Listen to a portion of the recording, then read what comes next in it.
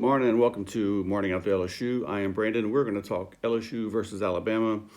LSU gets the victory 46-41, and they pretty much dominated the game from start to finish. Alabama never led. They trailed the entire game. First time this ever happened to Nick Saban teams in Tuscaloosa.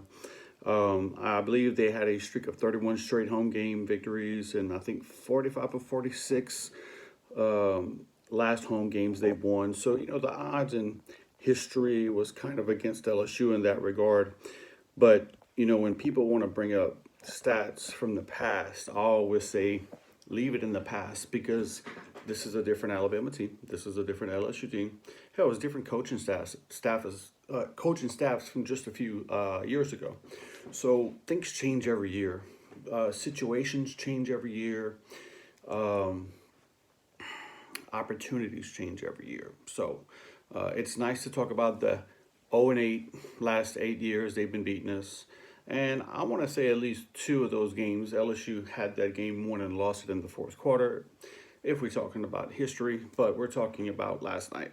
So 46-41, LSU wins. My prediction was 35-31. I was off, but I wasn't that far off in regards to the disparity in the score. I knew LSU could win by at least 5 points. If you bet LSU in the points, then you made some money last night. Props to you. So I have a couple notes that I want to go through. This won't be an entirely really long video. I think everybody saw the game. Everybody knows what they saw. I had to watch it twice, and I even had to watch a couple highlights just to double check to make sure I didn't miss anything. I got some crucial plays in the game I want to talk about as in regards to bullet points. So first player of the game is Clyde Edwards-Helaire, number 22. He was really effective running the ball. They just couldn't tackle him. He had that spin move. He had the juke move. He lowered his head when he had to. He caught the ball out of the backfield on a crucial third down in the fourth quarter where they sent pressure. And you just can't say enough for this guy. Every time Coach O talks about him, he says he's 6'4", 270, when he's probably 5'8", 200 pounds. But this dude he reminds me so much of Barry Sanders. And I know he's not Barry Sanders, but I've said this before. When you watch Clyde Edwards-Helaire run, his center of gravity is low, and his balance and his footwork and his power, and he can make you miss in the backfield. And he's got at least 3 different moves that he can set you up with. He is a young Barry Sanders. Okay. Will he end up having the same career as Barry Sanders? That is yet to be determined, but he is an LSU Tiger, and I am happy for that. One crucial play I thought was the Thad Moss tiptoe catch at the 1-yard line, where Burrow threw, which I thought was a back shoulder, which it could have been we're just going to throw it only where the tight end can catch it. And it was only where the tight end can catch it. He stepped out of bounds and then reestablished himself with both toes in bounds and then caught it. And that's an NFL catch. You're not going to see too many college tight ends make that catch or college quarterbacks make that throw in that game, in that moment against that team. Another crucial play was the Patrick Queen interception. It looks like, he was showing pressure and he backed out into coverage, and Tua Tagovailoa didn't see him. Looks like 13 was going on an out route, to one of his receivers, and Queen just cut it off. Okay, it kind of looks like when I look back that Queen just got kind of caught up in the trash and he didn't see him, and he popped up and snatched that ball out of the air. So props to LSU for having a game plan, to confuse the quarterback. Now, did LSU get a good pass rush? They got a good pass rush because they did force 13 to make some errant throws or throw the ball away or run out of the pocket. There were plenty of times where nobody was covered and he had to scramble. That's based off of the coverage and good pass rush. Did we get home? Maybe once or twice. Okay. I didn't look at the sack statistics, but I remember number 9 did. He got a good sack on him. And if he didn't sack him, he put him down when he threw the ball. Like I said, great game plan. On the first 2 scores that Alabama had, it was basically a punt return for a touchdown, which give them credit for. I mean, look, we knew that it was a Waddle.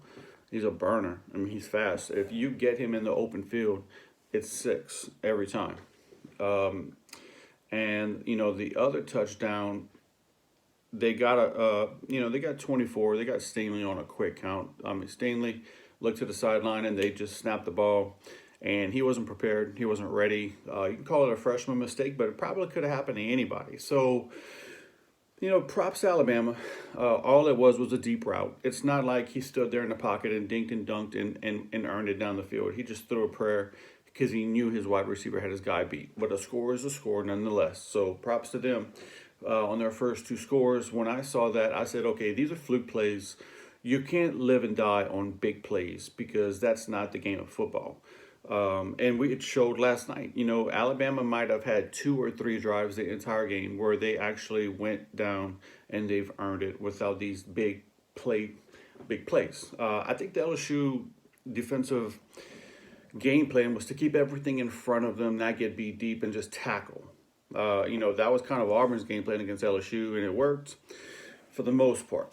With LSU, like, for example, the last touchdown that Alabama had to Devonta Smith with, a minute left or a minute and a half left, they played bump and run with Stingley on Smith. And as much as I love Stingley, and he is the best cornerback in football, I would have preferred if they played off coverage, give them a 10-yard or 15-yard cushion and don't give up the big play. Let them dink and dunk and use the clock like they've been doing the entire game. So I didn't like that, especially because the safety didn't make it over in time to help out. That was just another one of those big plays where you got to think real quick, is this really the best defensive call for this situation in this moment at that place? All in all, you gave up 41 points. You really gave up 34 points on defense, and 7 points of that was on a special teams touchdown. So the LSU defense did what they had to do. They kept Alabama where they needed to be, considering they had Burrow, which transitions into my next topic. Burrow is the best player on the field last night for both teams. We knew it as LSU fans coming into the game that he was the X factor. He needed to have a good game for LSU to win. Burrow is a better quarterback than Tua this year. Last year, not so much, but this year, yeah. Because he fits a scheme that fits his strengths. He's an intelligent quarterback. He's got all the prototypical attributes. He's 6'4", 215. He doesn't have the strongest arm, but he's very accurate, and he throws the anticipation throws like I've said before in the past. That's what you need in this offense. Now, does it hurt that LSU has a good run game? No, it don't hurt at all. Does it hurt that he's got 3 of the best wide receivers in college football? It doesn't hurt either.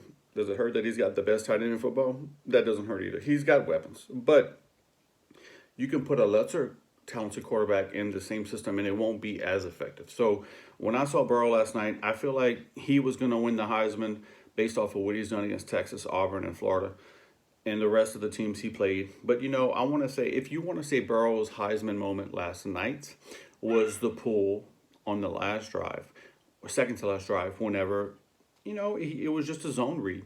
He pulled it, and he went around, and everybody thought Clyde Edwards-Helaire was getting the ball, and they crashed into the running back, and then he ran it for 15 yards to secure another first down.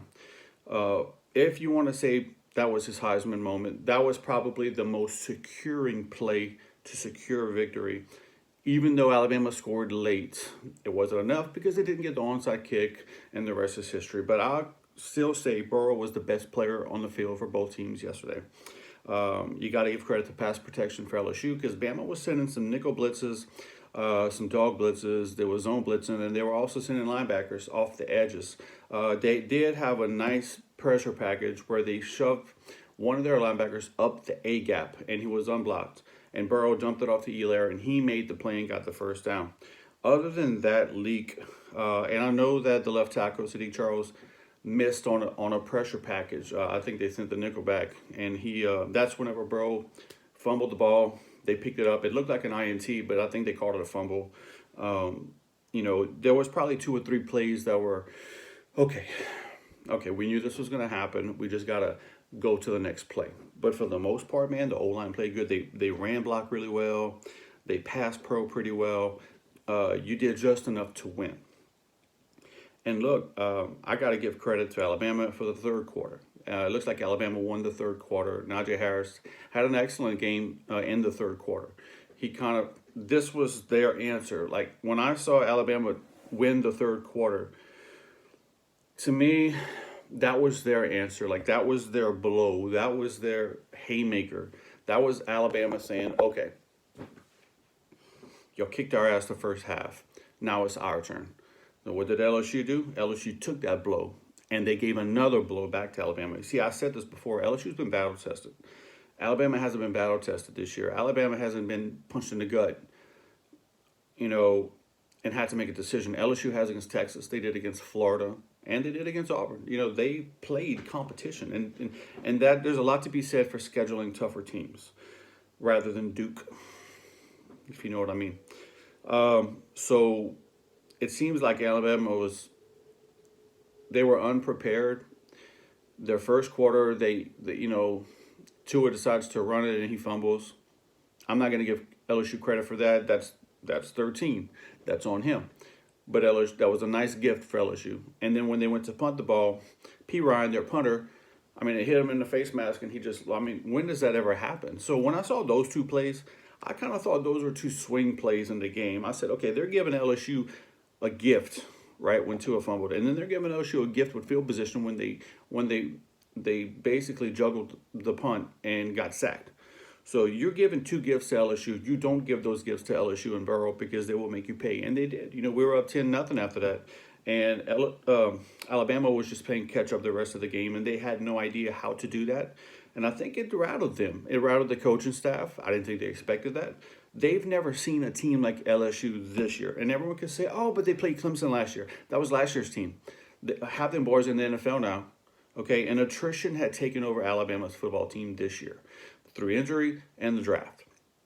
And Alabama is suffering from what LSU's been suffering since 2012, where we were losing all these redshirt sophomores and juniors to the NFL, and then we had to replenish, and we had no depth. And that's how Alabama was able to run on us all these years. And, so they're kind of experiencing a little bit of what LSU experienced. My key points for both teams was third downs, converting third downs.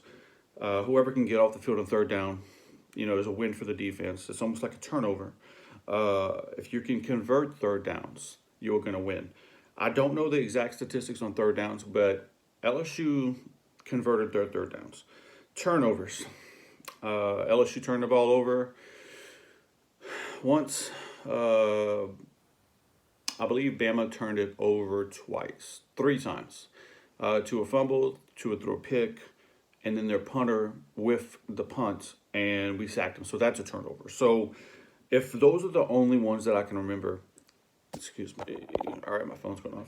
If those are the only three I can remember, then LSU was, +2, and Bama was even or -1, whatever. I don't know how you count the turnovers. It always confuses me. But nonetheless, LSU won the turnover battle, and that was good for them. Running the ball was important. I thought whoever could run the ball best would win the game. Alabama had less than 10 rushing yards in the first half. And I always said that's a recipe for a disaster against LSU. You have to be balanced. LSU is balanced. Burrow accounted for over 450 yards. I believe he had 65 yards rushing and right a touch under 400 yards passing. Had, I believe, 3 touchdowns. They had that one turnover.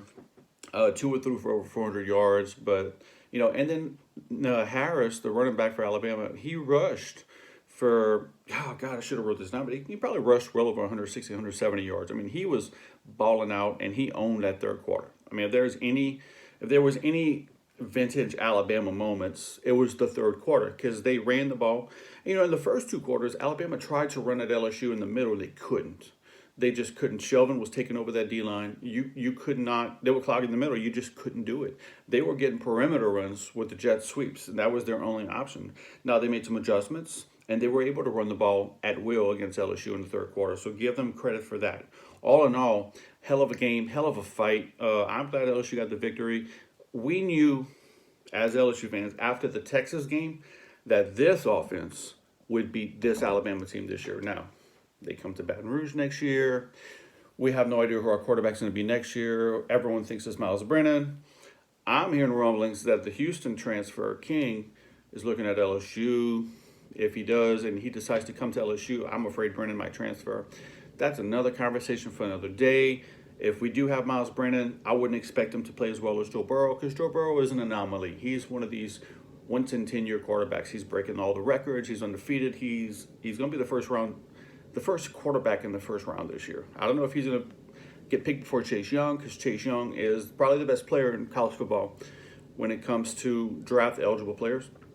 But look out for Burrow being a high pick, and let's see what we look like post LSU. But look, we still got 3 more games. Next week we're at Ole Miss. Then Arkansas comes to town, and so does A&M. And A&M, we got something waiting on them. We didn't forget about that overtime game last year. But anywho, 46-41, LSU gets the victory. They earned it. They proved to everybody that they were the best team in college football. I expect them to surpass Ohio State in the rankings. It's going to get interesting now, because now I already noticed some headlines, national headlines were saying, can Bama sneak in as the 4 seed? I'm going to say right now, it should be LSU 1, Ohio State 2, Clemson 3, and Oregon 4. What you guys think? I know this video isn't about the playoff. This is about LSU, but I'm thinking Oregon's going to take that 4th spot. As long as they can stay undefeated the rest of the way and win the Pac-12, I think that should be the right thing to do. But anyways, look, man, appreciate you guys watching. If I missed anything, or if there was a certain play y'all liked or didn't like, put it down in the comments, like and subscribe. Let me know if you think I should add different types of content. I'll be putting a video out later about the Saints pregame. They have a really, I would say, winnable game today. But nonetheless, go Tigers, man. 9-0. Let's see what happens next week.